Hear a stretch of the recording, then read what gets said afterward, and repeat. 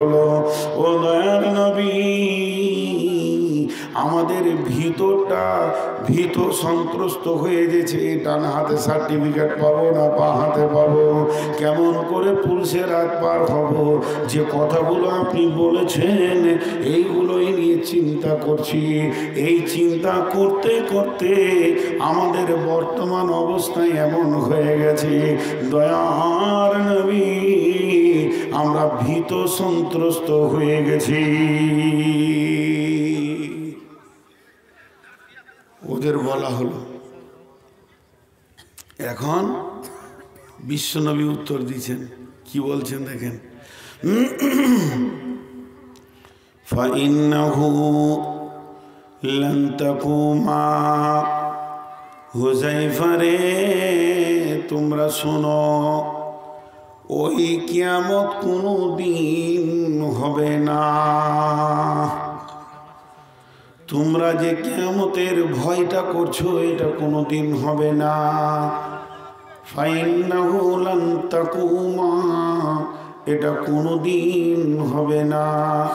হাত্তা তারাউনা আসরাতা আয়াতিন, যতদিন 10টা জিনিস তোমরা নিজের চোখে না দেখবে অতদিন জেনে নাও কিয়ামত হবে না। ওইটাকে কিয়ামত বলবে না, খবরদার না বলবে না। যখন তুমি দেখবে 10টা জিনিস নিজের চোখে, ওটা কিয়ামত শুরু হয়ে গেছে। প্যান্ডেল হয়ে গেছে, গরু জবাই হয়ে গেছে,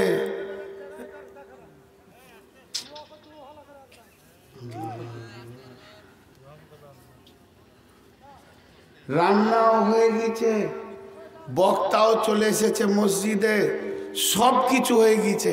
তারপরও আল্লাহ জালসা ধ্বংস করতে পারেন কি পারেন না? পারেন। আমার গ্রামে বক্তা হাজির, রান্না হয়ে গেছে, সব হয়েছে, খালি মাগরিবের নামাজ পড়ে স্টেজে গিয়ে জালসা চালু করব, তার আগে আল্লাহ দিয়ে দিলে এমন ঝড়, প্যান্ডেল উড়িয়ে রাত 2:30 পর্যন্ত পানি আর ঝড়, একজনাকে কথা বলতে দেয়নি। তো আল্লাহ তাবারাক ওয়া তাআলা চাইলে স্টার্ট করতে দেবে না, সব মাল চলে এলো। তো আল্লাহ রসুল বলছে তুমি ভাবিও না যে 15টা বললাম ওইটা এসে গেছে, কিয়ামত রানিং হয়েছে। কিয়ামত রানিং হবে 10টা জিনিসে। যখন এগুলো চোখে দেখতে পাবে তখন জেনে নাও যেটা রানিং কিয়ামত। নাম্বার 1, এই 10টা জিনিস ধৈর্য ধরে শোনেন। নাম্বার 1, আদ-দাজ্জাল।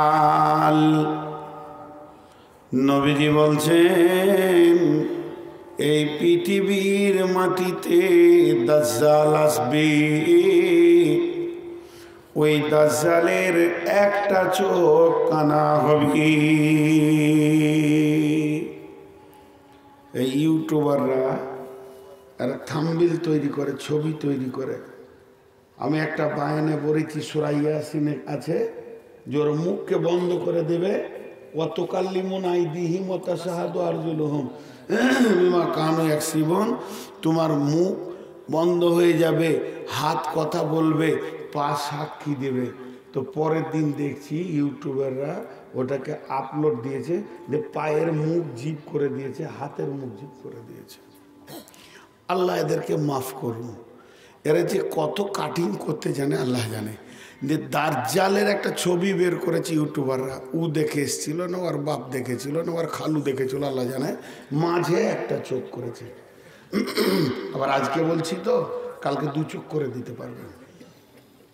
আল্লাহ এদেরকে সব কিছু করার তৌফিক দিয়ে দিয়েছে। তো ওইটা কি হয়েছে, দাজ্জালের 2টি চোখ থাকবে। নবীজি বলছেন ও কানা দাজ্জাল হবে, কিন্তু চোখ 2টি থাকবে, একটা ডান চোখ একটা বাঁ চোখ। কিন্তু এই 2টি চোখের মধ্যে একটা চোখ পচে যাবে। পচে যাওয়ার কারণে ওই চোখটা ভিতরে থাকবে না, তফসিরে বলছে বাইরে ঠেলে বের হয়ে আসবে, আঙ্গুর ফলের মতো ঝুলবে, এতটাই বেরিয়ে আসবে, আর একটা চোখ ঠিক থাকবে। এর নাম হলো কানা দাজ্জাল। একটা হাদিসের মধ্যে তফসিরে এই রকম রয়েছে যে বিশ্বনবী বলছেন আজকে দাজ্জালকে বেঁধে দেওয়া হয়েছে, একটা জিহাদের ময়দানে গিয়ে আহত নিহতদেরকে খুঁজে পাওয়া গেল, কিন্তু আহতদের ভিতরে একটা লোককে পাওয়া গেল না, নিহতদের ভিতরেও একটা লোককে পাওয়া গেল না। ওই লোকটার চরিত্রটা এতটাই নোংরা ছিল, বিশ্বনবীর সন্দেহ ছিল এইকেই আল্লাহ দাজ্জাল বানাবে। কিন্তু জিহাদের ময়দানে যখন আহত নিহতদের ভিতরে ওকে পাওয়া গেল না, আল্লাহর নবী বলছেন ওকে বেঁধে দেওয়া হয়েছে।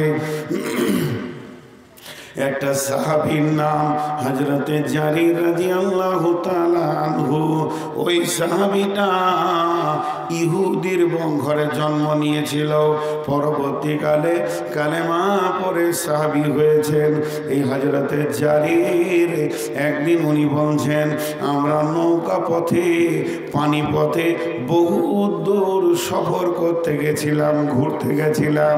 এই ঘুরতে যাওয়ার কারণে সমুদ্রের মাঝে নদীর মাঝে যখন ছিলাম এমন ঘূর্ণিঝড় উঠলো যে আমরা নৌকাটাকে একদিন দুদিন তিন দিন বেশ কয়েকদিন নৌকাকে লঙ্গর করতে পারছি না এবং নদীর কুল কিনারা খুঁজে পাচ্ছি না।